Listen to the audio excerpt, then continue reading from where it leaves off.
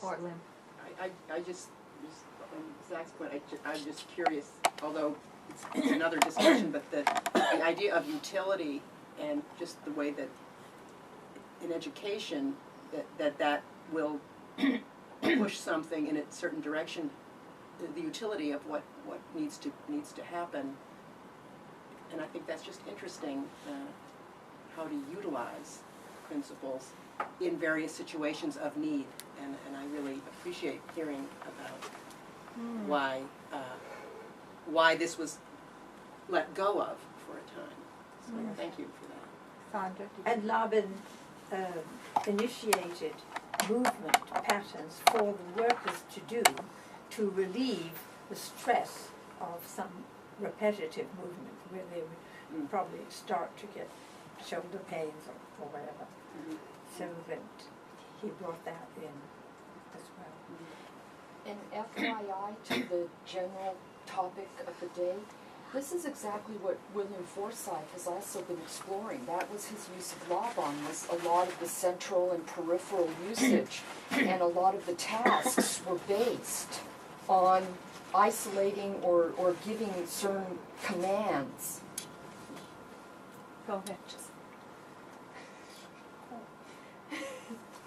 Certain commands that were all about body-oriented and spatial-oriented central and peripheral. So if anyone has time to look up what William Forsythe's been up to lately or what he's written about it, that might be of interest. He differentiates also about, I don't know. I haven't read all of his recent stuff lately. That's why I'm saying you should read it. But I know that that's where it started, because already in Artifact, when I notated that was part of the tasks. Interesting. And he went much further than that. So he's coming from that branch of thought. Well, he even wanted notation to be notated from the inside out. That's how central he was getting. He wanted, which is impossible. But that's how central he wanted to get. I have, and I'm hoping also that we can, at a certain point, talk about the notation for these concepts, because I'm very interested and intrigued with. But going back to one thing that you were taught, when you gave this example, and you said a central part, we're talking about the that a central part moving while I'm a central body movement while I'm in a peripheral spatial kinesphere, spatial. I keep saying the word kinesphere because that's like, What if you're thinking about? I think I've. Did I misinterpret? Well, yes. Okay. I didn't explain it very well. I talked about a peripheral movement in the central space. Right. Which you see in ballet very often. Okay. And then I wanted to demonstrate a central movement when basically you're dealing with a peripheral action. Well, could So this... you have a peripheral action, and then bringing the central into All right, it. so, yes, so it could be without my arm, as I'm thinking about the central body portion, which is the torso, would something like this, so this is a central, a central body portion, but now I'm moving it, and this is my kinesphere, my central spatial place, and my peripheral spatial place. But now I'm going to talk about my central body portion, and it's going to move in a peripheral far reach place. Would that be an example? Because I'm moving a central, my shoulder is central, it's moving in a central, the center of my kinesphere. Now it's moving in the periphery of my kinesphere. Do I have the idea right? You see, the kinesphere, I think, is the key word there. Right. We did not deal with the kinesphere. Okay. It was not stressed. We knew about reaching Mhm. far around the body, Mm-hmm. but when you did this body movement, reaching out, what I saw was your head becoming the peripheral part, Okay. accompanied by a rather fluid torso, but Mhm. it was the head reaching out in space. What about this one? My pelvis. I'm trying to find an example in which I'm doing without my arms.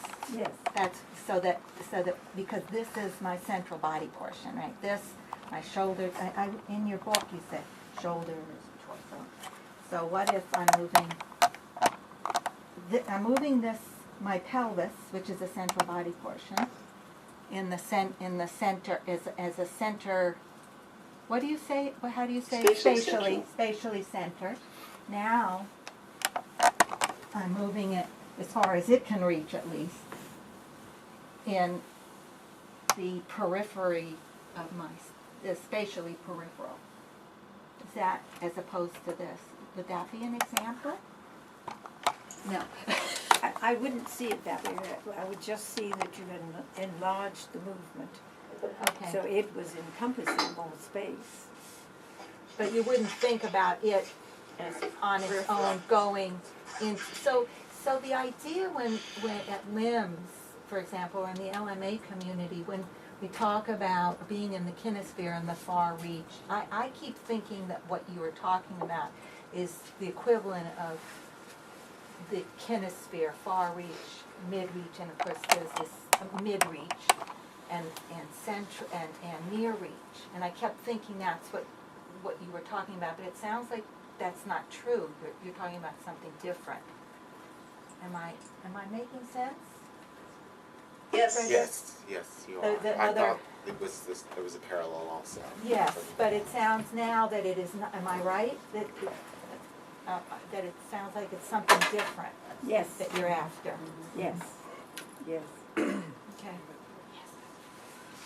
That's an important mapping issue, don't you think, somehow? Is that something that I want to put up here? I think that Just had Susan disappear. that, I mean, I don't know how to say it or where to put it exactly, but we have come to a place where So it's a similar concept, but a different meaning? it's a different concept, It's a different concept?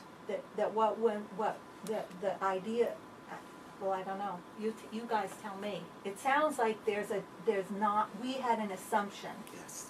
that there was a similar idea, that whole category of spatial, central, and peripheral was, what did you say, analogous or parallel to the LMA idea of far, near, but it sounds like what Anna's saying, it is different, that you're using those concepts in a very different way. Yes. I wonder, See somewhere else, maybe Can I ask a question as well? I- Like I- with the inclusion, does it all just simply become subjective whether you're talking about central body or peripheral space? For like the arm inclusion, you seem to imply that the minute the body was included, that it became body central. That's interesting. centrally, Or I'm using the Including wrong words, because I don't know. Spatial, bodily, Central. Bodily central. Correct? Did I understand you correctly? But how can you not, can you subjectively say, no, I'm looking at this from peripheral spatially? That it's not, that this is happening out in space rather, and my body's going along rather than it becoming about including the body. In reading, So how subjective is all of this? Is well, everyone for gonna? instance, Okay, it's manner sorry. of performance, because you extend, and you want to extend a bit more, and a bit more, and you're including the torso, the body. But that's not the purpose. It's not the idea to include the body. It's what is needed to reach further. Whereas if I have a peripheral movement, but with a central manner of performing, or combining with central, so then you're going to get really a sense of the center of the body being involved, which is very different from just that. We're So- gonna, go ahead. Sorry, so Tell them I'm not home. so what Charlotte was saying, if the intention is for her shoulder to be peripheral, to be moving peripherally, then you're saying that's okay, but that you didn't see it in what she was actually doing, but you think that it could be possible for her to do that kind of movement peripherally with her shoulder. When she did these movements to make a peripheral shoulder movement. See, Or the You it pelvis. comes down to the expression. And I was going to say, I think at the Yost-Later School, we were much more concerned with what is happening physically, spatially, expressively, than with the mind, which says, now I've got these various possibilities, and I can join that and that together, and that together. And at this moment, I'm getting the feeling that Limbs has been seeing what is there, what can we combine, what that it's been developed more from the mind. No, I think, well, we can get later, I don't think at this point, we can get into Lynn's perception of it, but I think